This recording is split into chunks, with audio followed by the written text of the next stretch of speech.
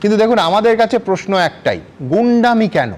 একটা সরকারি অফিসে একেবারে ফুল টিম, দল বল নিয়ে সেখানে নেতা কাউন্সিলররা দফায় দফায় কোন হিসেবে, কোন গণতান্ত্রিক অধিকারে চড়াও হবেন?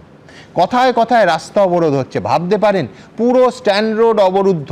আজকেই দেখছিলাম বাস থেকে প্রচুর মানুষকে হাঁটতে হচ্ছে, সরকারি অফিসে গাড়ি ঢুকতে দেওয়া হচ্ছে না, বাইকে ভাঙচুর, বাহিনীর সঙ্গে হাতাহাতি, মাঝখান থেকে প্রতিদিন হেনস্থা হচ্ছেন কিন্তু সাধারণ মানুষ। তবু এই যাবতীয় প্রতিবাদের একটা অর্থ থাকতো যদি এখনো তালিকায় নাম ঢোকানো আর বাদ যাওয়ার দায়িত্ব ওই নির্বাচন কমিশনের হাতে থাকতো। এখন তো তাও নেই, পুরোটা আবার বলছি বিচার বিভাগের হাতে। এবং সেখানে কোনো বক্তব্য থাকলে আদালতে গিয়ে যুক্তি দিয়ে বলতে হবে। কলকাতার সিইও দফতর ঘেরাও করে, হামলা করে, প্লেইং টু দ্য গ্যালারি ছাড়া কিচ্ছু হচ্ছে না, নাকি পুরো বিষয়টা আসলে এসআইআর আটকাতে না পেরে বারবার কোর্টে ধাক্কা খাওয়ার পর একটা লোক দেখানো বিক্ষোভ?